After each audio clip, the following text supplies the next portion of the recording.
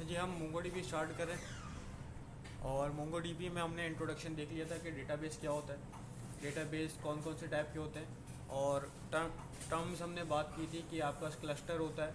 Cluster के अंदर हमारे पास मल्टीपल डेटाबेसेस होते हैं, मल्टीपल डेटाबेसेस के अंदर मल्टीपल डॉक्यूमेंट्स होते हैं, और हर डॉक्यूमेंट के अंदर आपके पास फील्ड्स होती हैं और की वैल्यू पेयर जिसे हम कहते हैं। ठीक है, फिर हमने कुछ कमांड्स देखी थी जिसमें हमने डेटाबेस क्रिएट करना देखा था, वे डेटाबेस क्रिएट कैसे करते हैं, और डेटाबेस के अंदर हम कलेक्शन मेरे ख्याल से देख लिया था कि कलेक्शन कैसे क्रिएट करते हैं। तो हमने कलेक्शन भी क्रिएट कर ली थी। अब हम आ रहे हैं मोंगोडीबी कंपास के ऊपर। पहले हमने टर्मिनल के अंदर किया था, सिर्फ अपने लोकल टर्मिनल में, आपका जो पीसी का है उसके अंदर हमने डेटाबेस चलाया था। अब हम आ रहे हैं मोंगोडीबी कंपास के ऊपर। कंपास की हमने इंस्टॉलेशन कर ली थी। मोंगोडीबी आपने जब कम्युनिटी सर्वर इंस्टॉल किया था तो उसके साथ आपका कंपास भी इंस्टॉल हो गया था। तो आप कंपास जब सर्च करेंगे तो कंपास ओपन कर लेंगे आप अपने पास, तो इस तरीके से कुछ इंटरफेस आपके पास विजिबल होगा। यहाँ पे अगर आप देखें तो आपको साइड पे कुछ मेरे पास फ़िलहाल के लिए 4 कनेक्शंस ऐड हुए हैं। जब तक हम लोकल पे काम कर रहे हैं तो हमारे पास क्लस्टर नहीं होता, क्लस्टर की जगह कनेक्शंस होते हैं। तो अभी कनेक्शन हमारे पास 4 यहाँ पे क्रिएट हुए हैं। इसमें से 2 मेरे मोंगोडीबी एटलस के हैं, यानी कि क्लाउड डेटाबेस के हैं, और 2 मेरे पास जो है लोकल वाले। अगर तो आपके पास शुरू में नहीं है होंगे इस तरीके से, तो आपका ऐसे ही कुछ मैसेज आएगा, welcome to MongoDB Compass, add new connection, या फिर create new cluster. Create new cluster का ऑप्शन आप जब क्लिक करोगे तो आपको एटलास पे ले जाएगा। एटलास की हम बात नहीं करें अभी फ़िलहाल, जब हम एंड में जाएंगे तो हम एटलास के ऊपर कनेक्टिविटी कर देंगे, सिर्फ कनेक्शन का होता है, बाकी सारा आप कंपास से काम कर रहे हो। तो हमारे पास यहाँ पे ऐड न्यू कनेक्शन का हमारे पास कंपास के अंदर हमारे पास यहाँ पे ऑप्शन आ रहा है। ठीक है, इसके अलावा हमारे पास यहाँ पे प्लस का साइन आता है ऐड न्यू कनेक्शन का यहाँ पे भी। तो आप यहाँ पे भी जब क्लिक करेंगे तो आपके पास ऐड न्यू कनेक्शन आ जाएगा। तो हम इसके ऊपर जब क्लिक करेंगे तो हमारे पास आ रहा है ऐड न्यू कनेक्शन का ऑप्शन, जिसमें हम यहाँ पे कनेक्शन क्रिएट करेंगे। अभी फ़िलहाल आपके पास यहाँ पे एक स्ट्रिंग नज़र आ रही है जो है मोंगोडीबी, आपके पास आगे लोकल होस्ट 27017, ये आपके पास लोकल कनेक्शन स्ट्रिंग है। हमने इसको एडिट नहीं करना। अगर आप इसको एडिट करते हो या थोड़ी बहुत भी आगे पीछे हो जाती है तो ये आपका कनेक्ट नहीं होगा। साथ में अगर आप नेम रखना चाहते हो कोई तो नेम रख सकते हो इस कनेक्शन का, और कलर से इसको हाईलाइट करना है तो कलर से भी हाईलाइट कर सकते हैं। ठीक है, आपने बस करना है सेव एंड कनेक्ट। जैसे ही सेव एंड कनेक्ट करेंगे आपके पास ये सेव हो जाएगा, कनेक्ट हो जाएगा। ठीक है, तो इसके अंदर आप देख सकते हो कि अब यहाँ पे मेरे को मल्टीपल डेटा बेसेस नज़र आ रहे हैं। ठीक है, हमने बात की थी भी क्लस्टर होता है, क्लस्टर के अंदर मल्टीपल डेटा बेसेस होते हैं। तो अभी यहाँ पे पहले से मौजूद डेटा बेसेस हैं। जब आप पहली दफ़ा अगर काम करें तो आपको डेटा बेसेस नहीं मिलेंगे यहाँ पे। ठीक है, तो यहाँ पे हमारे पास डेटा बेसेस मौजूद है। हम अभी अपना डेटा बेस खुद क्रिएट करेंगे, खुद ही उसके ऊपर कलेक्शन क्रिएट कर रहे होंगे और खुद उसके अंदर इंसर्ट कर रहे होंगे डॉक्यूमेंट्स। ठीक है, आपने जब यहाँ पे कनेक्शन क्रिएट कर लिया, आप उसके ऊपर जैसे ही क्लिक करेंगे तो यहाँ पे भी आपको विजिबल हो रहा है डेटाबेस इतने सारे मौजूद हैं, किसका कितना साइज़ है।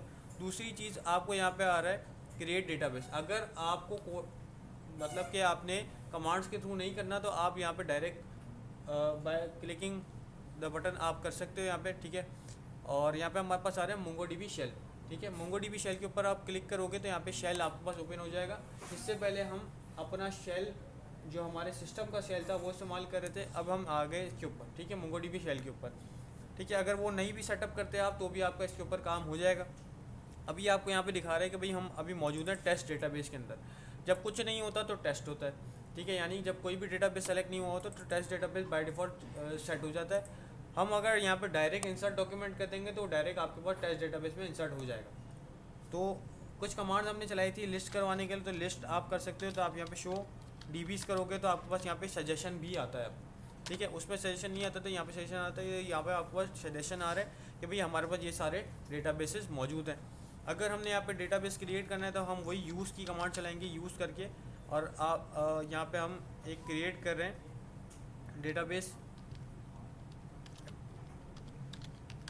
एपटेक 0001।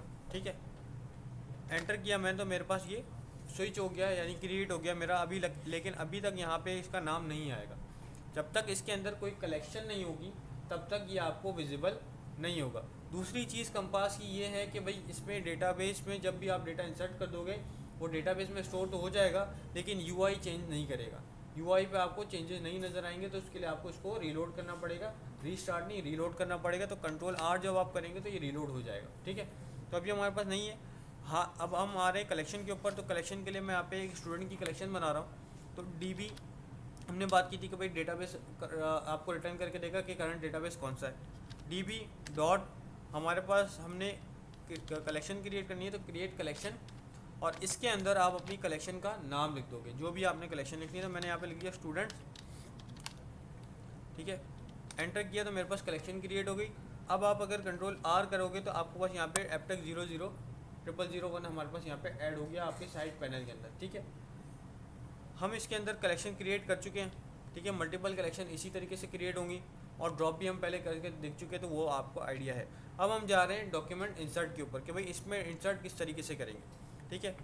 तो हमने डेटाबेस की कमांड चलाई जिसमें हमने शो कलेक्शन, शो डेटाबेसेस किया, फिर हमने यूज़ डेटाबेस नेम किया। तो हमने डेटाबेस में डेटाबेस क्रिएट कर लिया अपने कनेक्शन के अंदर। फिर हमने DB रिटर्न किया, तो DB आपको रिटर्न करके दे रहा है आपको एक आपका डेटाबेस का नेम। अगर डेटाबेस ड्रॉप करना है तो DB डॉट ड्रॉप डेटाबेस हम चला चुके थे पहले। फिर हमने शो कलेक्शन भी चला लिया, वही कलेक्शन कौन कौन सी है आपने क्रिएट करनी है, तो क्रिएट कलेक्शन भी हमने चला लिया, और हमने कलेक्शन को ड्रॉप भी करना देख लिया था, ठीक है। अब हमारे इंसर्ट डॉक्यूमेंट के ऊपर, तो इंसर्ट जब हम करेक्ट कर रहे होते हैं तो करेक्ट हम ऑपरेशन में हमारे पास हर मेथड 2 हैं हमारे पास, ठीक है।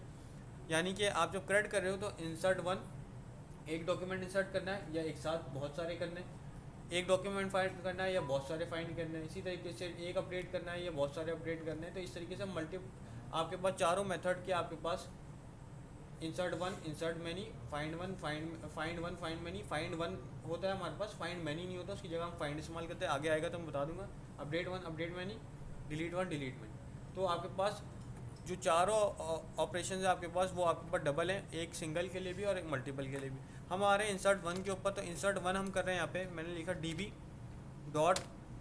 अब आपने क्या करना है, आगे कलेक्शन का नाम लिखना है। आपने आपकी कलेक्शन का नाम क्या है, स्टूडेंट डॉट इंसर्ट 1। इंसर्ट 1 जैसे ही आप यहाँ पे लिखोगे, ये तो मेथड है आपका। इस मेथड के अंदर आप यहाँ पे अपना एक ऑब्जेक्ट पास करोगे। अब हम यहाँ पे जेसन में काम कर रहे हैं, तो जेसन ऑब्जेक्ट होगा, जावास्क्रिप्ट का ऑब्जेक्ट में हम यहाँ पे डेटा एंटर करेंगे। तो आप शिफ्ट एंटर करोगे तो नेक्स्ट लाइन में आ जाएगा। अब आप यहाँ पे अपनी डिटेल्स बता दो, भाई नेम लिख दिया हमने, और नेम करके हमने यहाँ पे लिख दिया अली, तो नेम इसका हो गया अली। इसके बाद हम एंटर किया तो हमारे पास ये डॉक्यूमेंट इंसर्ट हो गया। जैसे ही इंसर्ट हुआ आपके पास एक मैसेज आ रहा है एक्नॉलेज टू, और इंसर्टेड ID और ऑब्जेक्ट ID मिल रही है आपको। यही ऑब्जेक्ट ID के थ्रू आप यहाँ पे जो भी आपने ऑपरेशन परफॉर्म करने, प्राइमरी की, फॉरेन की, आपकी यही होगी, ठीक है। रेफरेंसेस क्रिएट होते हैं इसमें, आपके पास यहाँ पे जॉइन, आपके पास वो नहीं लगते, ठीक है, रिलेशन नहीं बनते, ठीक है। तो हमने यहाँ पे एक डॉक्यूमेंट इंसर्ट कर दिया। इसी तरीके से मल्टीपल डॉक्यूमेंट जब आप इंसर्ट करोगे, तो हमने बात की थी कि भाई अगर एक फील्ड एक डेटा में है, दूसरी फील्ड नहीं है, तो उसका कोई इशू नहीं होता, ये इंसर्ट कर लेता है। तो हमने एंटर किया यहाँ पे, तो ये मेरे पास दूसरा डेटा इंसर्ट हो गया, जिसमें ईमेल चला गया।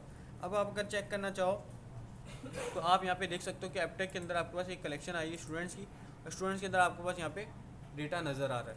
अब डेटा डिस्प्ले भी आप 3 तरीके से कर सकते हो। अभी तो आपको डायरेक्ट फील्ड्स नज़र आ रही हैं।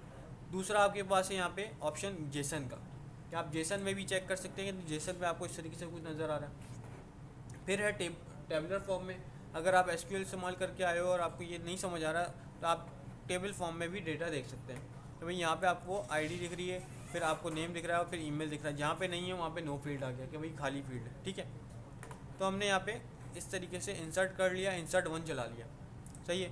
इंसर्ट 1 चला लिया, तो अब हम यहाँ पे इंसर्ट मैनी पे आ रहे हैं, ठीक है। इंसर्ट 1 क्लियर हो गया आपको कि भाई कैसे करना है। अब हमारे इंसर्ट मैनी के ऊपर तो हमने बोला DB dot students dot insert many, और मैनी के अंदर क्योंकि अब हमारे पास मल्टीपल ऑब्जेक्ट्स हैं तो एक एरे आ जाएगा।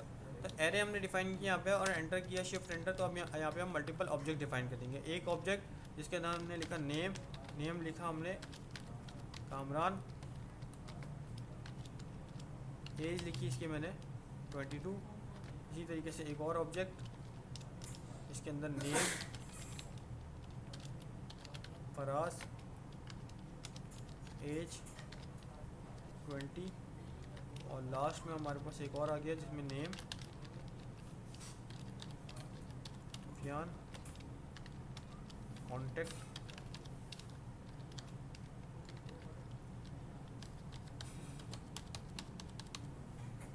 ठीक है। एंटर करेंगे जैसे ही, तो ये हमारे पास 3 डॉक्यूमेंट इंसर्ट हो गए। तीनों की अलग अलग ऑब्जेक्ट ID आपको नज़र आ रही है यहाँ पे।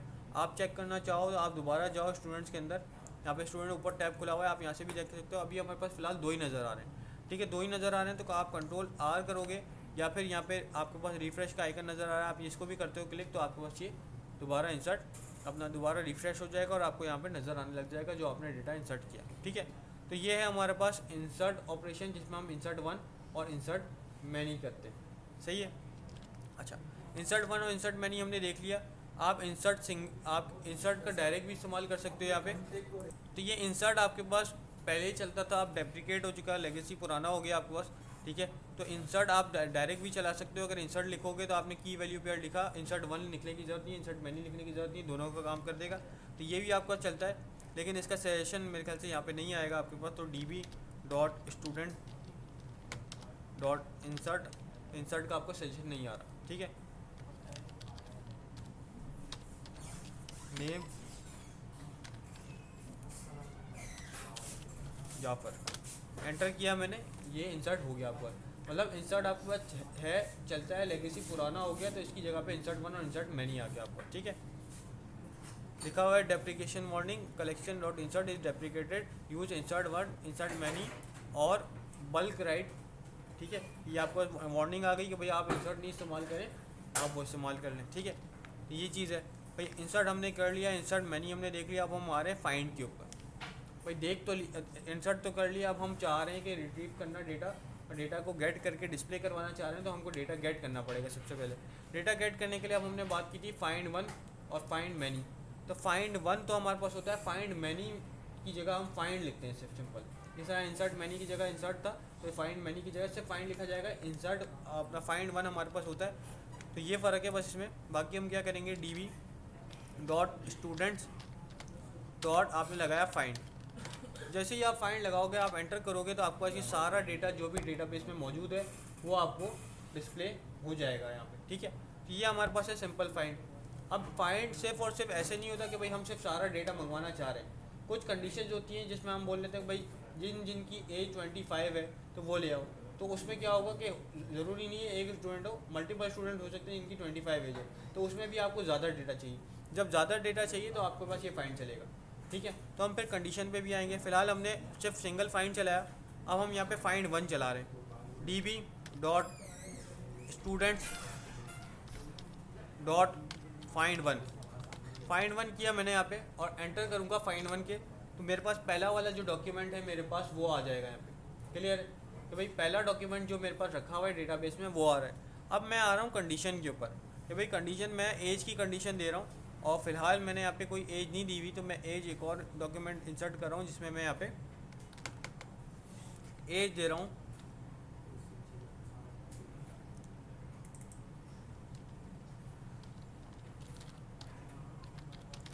रिजवान हो गया आपके पास, और ये काशिफ, ठीक है। तो मैंने एक और डेटा इंसर्ट कर दिया जिसमें मेरे पास 3 डॉक्यूमेंट है। मेरे पास डुप्लीकेशन आ गई, यानी एज भी मेरे पास ऐसा स्टूडेंट है जिसकी एज 2 दफ़ा है, मतलब 22 एक ऐसी एज है जिसमें 2 स्टूडेंट है, और 20 भी एक ऐसी एज है जिसमें मेरे पास 2 स्टूडेंट है।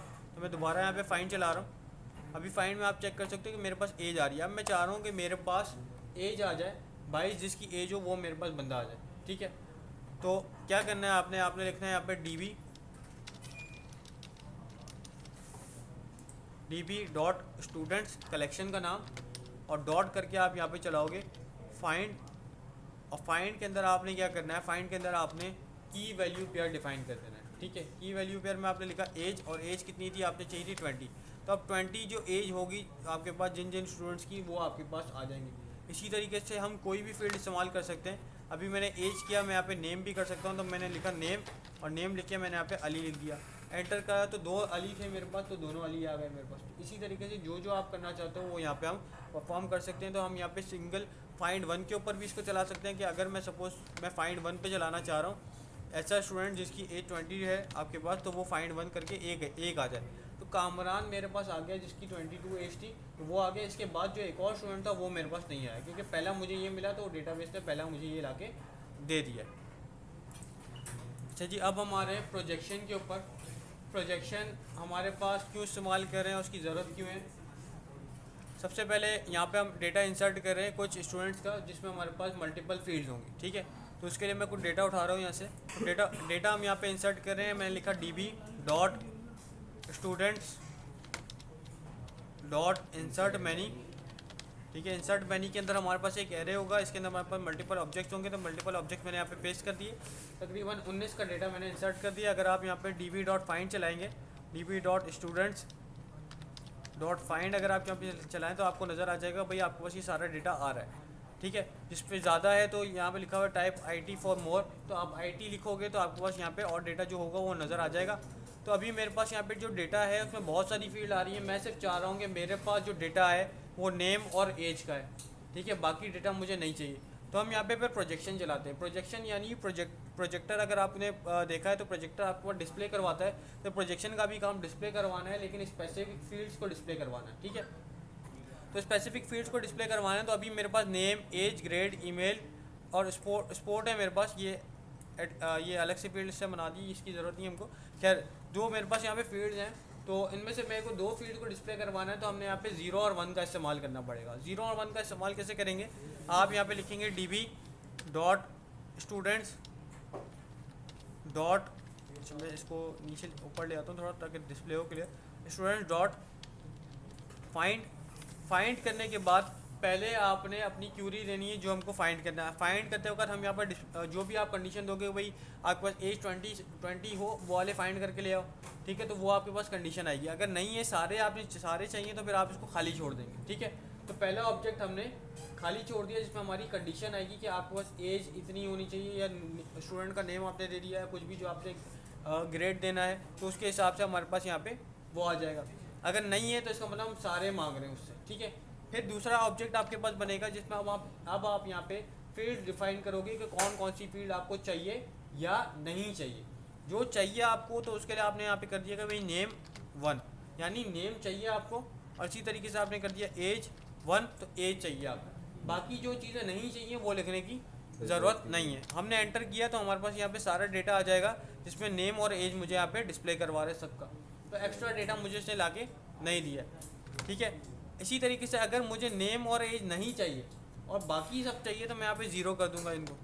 तो नेम और एज नहीं देगा मुझे, बाकी सब दे देगा डेटा, ठीक है, 0 और 1 की फॉर्म में। तो 0 मतलब फॉल्स और 1 मतलब ट्रू, कि ट्रू मतलब चाहिए। अब आपके पास जब ज़्यादा फील्ड्स हैं तो आप डिसाइड करोगे कि कम वाली फील्ड डिफाइन करनी है कि भाई ये नहीं चाहिए, या ज़्यादा वाली फील्ड डिफाइन चाहिए कि भाई ये नहीं चाहिए। तो अगर मेरे पास 5 फील्ड है जिसमें से मुझे 2 नहीं चाहिए तो मैं जाहिर सी बात है 2 नहीं चाहिए वो डिफाइन करूँगा। भाई 2 नहीं चाहिए तो ऑटोमेटिकली 3 जो चाहिए होंगी वो आ जाएंगी, ठीक है, समझ आ रहा है। या फिर मैं 3 डिफाइन करूँगा, भाई मुझे तो 3 चाहिए वो लाओ, तो ऑटोमेटिकली 2 जो नहीं चाहिए होंगी वो आ जाएंगी। लेकिन एक वक्त में हम ये सब काम नहीं कर सकते। मतलब एक वक्त में आप 5 को डिफाइन करके नहीं बता सकते कि भाई आपको 5 की 5 चाहिए। नेम एज आ गया, मैंने बोला भाई नेम चाहिए, ठीक है, एज चाहिए मुझे यहाँ पे, लेकिन मुझे यहाँ पे ईमेल नहीं चाहिए। तो ऐसे मैं नहीं कर सकता, ठीक है। ये मसला है इसके साथ कि भाई आप ऐसे एक वक्त में या तो 1 डिफाइन करोगे सारे, या तो 0 डिफाइन करोगे एक साथ, 1 और 0 नहीं डिफाइन करोगे। अगर एंटर करता हूँ तो मेरे पास आ गया यहाँ पे एरर, ठीक है। अच्छा, ये वाला केस आपका सिर्फ चलेगा आईडी के साथ, क्योंकि अगर आप यहाँ पे आईडी नहीं डिफाइन करते, अगर मैं यहाँ पे लिख रहा हूँ नेम और एज चाहिए मुझे और मैंने कर दिया एंटर, तो देखोगे आप यहाँ पे आपको एक आईडी रिटर्न हो रही है जो डेटाबेस की अपनी आईडी है। ये यहाँ पे जब मैं 1 कर रहा हूँ यानी कि चाहिए मुझे तब भी दे रहा है, और अगर मैं इसको 0 कर दूंगा यहाँ पे तो भी मुझे ये देगा। इसका मतलब ये है कि आईडी हमेशा हर सूरत में आनी ही आनी है, ठीक है। जब आनी ही आनी है मतलब 1 की तो ज़रूरत है नहीं, अब आपको 0 की ज़रूरत पड़ेगी जब आपको नहीं चाहिए, तो आप 0 लिख दोगे। अभी भी आपके पास आईडी आ रही है, तो हम क्या करेंगे, जब आपको नहीं चाहिए आईडी तब आप यहाँ पे आईडी करके अंडरस्कोर आईडी और यहाँ पे आप 0 लिख सकते हो, तो फिर आपको आईडी नहीं मिलेगी, बाकी सब मिल जाएगा। तो ये एक यही कंडीशन है कि जब आप आईडी के साथ 0 लगा सकते हो, बाकी अगर सारे 1 हो तो बाकी आपके पास 0 कोई और फील्ड एक साथ नहीं आएगी, 0 और 1 साथ में नहीं आएगा। तो ये प्रोजेक्शन है। प्रोजेक्शन का मतलब ये होता है कि स्पेसिफिक कोई डेटा आपको चाहिए तो वो आप निकाल लो, बाकी सारा एक्स्ट्रा डेटा की ज़रूरत नहीं है आपको, ठीक है, डिस्प्ले करवाने के लिए। तो हमने प्रोजेक्शन देख लिया, ठीक है। तो प्रोजेक्शन हमने देख लिया, यहाँ पे हमने प्रोजेक्शन की कमांड चला ली, ठीक है। फिर ये हमारे पास जब आगे जब हम जाएंगे, अच्छा इसमें होता है काउंट डॉक्यूमेंट। काउंट क्या करना है भाई, आपने डॉक्यूमेंट काउंट करने के भाई टोटल ये कितने डॉक्यूमेंट थे, सही है। तो उसके लिए आप क्या करोगे, आप वही कमांड चलाओगे। प्रोजेक्शन तो हमारे पास चल गया। अब प्रोजेक्शन के बाद मैं चला रहा हूँ यहाँ पे काउंट की कमांड, ठीक है। तो मैंने एक ऑब्जेक्ट डिफाइन किया, खाली ऑब्जेक्ट, मतलब सारा डेटा मेरे पास कितना डेटा है मैंने वो काउंट करके लेके आना है। अगर तो आप यहाँ पे लगाओ काउंट, और काउंट का एक मेथड आपके पास कॉल हो जाएगा। अब मेरे पास काउंट आ जाएगा भाई 29 स्टूडेंट्स मेरे पास मौजूद हैं, ठीक है। अगर स्पेसिफिक कुछ और फाइंड करना है आपने बोला कि भाई एज हो जिनकी 20, वो फाइंड करके लेके आओ। तो एज करके आपने जब चलाया तो यहाँ पे बता रहा है भाई 7 स्टूडेंट हैं जिनकी एज आपके पास 20 है, ठीक है। तो ये इस तरीके से हमारे पास यहाँ पे चल सकता है, ठीक है। तो काउंट डॉक्यूमेंट का एक अलग होता है हमारे पास, ठीक है। अगर आप यहाँ पे चलाना चाहें db.students काउंट डॉक्यूमेंट्स, ठीक है, इसके अंदर आपने इसको चला दिया एंटर, तो आपको काउंट डॉक्यूमेंट अलग से यहाँ पे भी अलग चलता है, ठीक है। एक मेथड अलग है ये वाला जो आपको डायरेक्ट कलेक्शन के ऊपर चलता है, और एक बाकी जो आपको रिजल्ट्स के ऊपर चलता है वो भी अलग है, ठीक है। तो ये काउंट डॉक्यूमेंट की हमारे पास एक कमांड थी, ठीक है। तो काउंट कर लिया हमने, सही है। फिर हम आएंगे अपडेट के ऊपर। अपडेट क्या है? अपडेट आप डॉक्यूमेंट करेंगे, अपडेट को हम नेक्स्ट क्लास में देखेंगे। अभी हम आ जाते हैं डिलीट के ऊपर।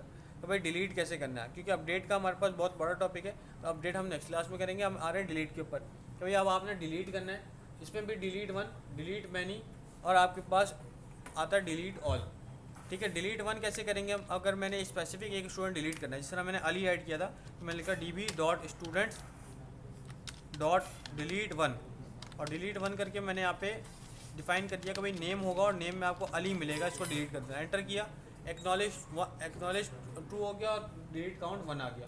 इसका मतलब ये डिलीट हो गया है। अब मैंने अली जितने भी थे वो सारे डिलीट करने, तो मैं यहाँ पे लगा दूंगा डिलीट मैनी। तो अली मेरे पास फ़िलहाल एक ही है, तो डिलीट काउंट। फॉर सपोज कि यहाँ पे मैं एज डिफाइन कर देता हूँ कि भाई एज जिनकी हो 20, उनको डिलीट कर दो। तो 7 मैंने देखा था पहले, तो 7 थे मेरे पास, तो मैं कर रहा हूँ भाई एज 20 जिनकी हो उनको डिलीट कर दो, तो वो आपके पास डिलीट कर लेगा। तो एक्नॉलेज ट्रू हो गया, डिलीटेड काउंट 7 आ गया। तो मतलब 7 का डेटा जो था मेरे पास वो डिलीट हो गया, ठीक है। 7 स्टूडेंट्स हैं जिनकी एज 20 थी, वो सारे डिलीट हो गए। फिर हमारे पास यहाँ पे पूरा का पूरा आपने कलेक्शन को खाली करना है, डेटाबेस को नहीं, कलेक्शन को खाली करना है। तो db.students.delete many, इसमें भी डिलीट मैनी ही रहेगा, बस आपने इसमें एक एरे पास कर देना है, खाली एरे, एम्प्टी एरे आपके पास होगा। कैसे यहाँ पे हमने कुछ गलती कर दी है, तो डिलीट मैनी एरे नहीं हो रहा है,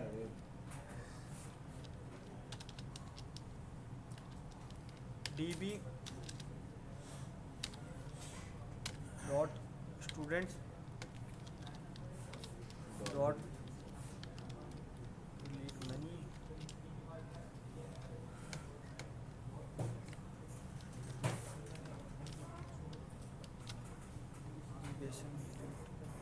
सही वगैरह ये भी ये मसला कर रहा है। एक्सपेक्टेड एंड टाइप ऑब्जेक्ट, अच्छा यहाँ पे ऑब्जेक्ट आ जाएगा, एरे नहीं आएगा मेरे ख्याल से, ऑब्जेक्ट आएगा, ठीक है। तो ऑब्जेक्ट डाला, तो इसने 7 पहले हम डिलीट कर चुके थे, उससे पहले हमने एक डिलीट किया था, तो अब आपका एक्नॉलेज ट्रू हो गया, डिलीट काउंट 20 आ गया, मतलब 20 का डेटा था वो डिलीट हो चुका है हमारे पास। तो हमने सारा डेटा अपने कलेक्शन से रिमूव कर दिया। तो यहाँ पे आपके पास क्या आएगा, एक एम्प्टी ऑब्जेक्ट आ जाएगा। तो एम्प्टी ऑब्जेक्ट क्या करेगा, ओवरराइट कर देगा, और पुराना डेटा आपका डिलीट हो जाएगा, सही है। तो ये हमारे पास कुछ कमांड्स थी जिसमें हमने देखा आज कि भाई आप डेटाबेस को हम चेक कर चुके थे कि भाई डेटाबेस कैसे क्रिएट करना है और कलेक्शन कैसे क्रिएट करनी है। आज जो हमने देखा वो हमने इंसर्ट देखा कि इंसर्ट कैसे करना है, इंसर्ट वन और इंसर्ट मैनी देखा उसमें, और फिर हमने फाइंड चलाया। फाइंड में हमारे पास फाइंड वन, फाइंड मैनी और प्रोजेक्शन की कमांड चलाई, और फिर उसके बाद हमने चेक किया कि भाई डिलीट कैसे करते हैं। तो डिलीट हमने डॉक्यूमेंट की, इसमें डिलीट वन, डिलीट मैनी और डिलीट ऑल डॉक्यूमेंट्स हमने करें, ठीक है।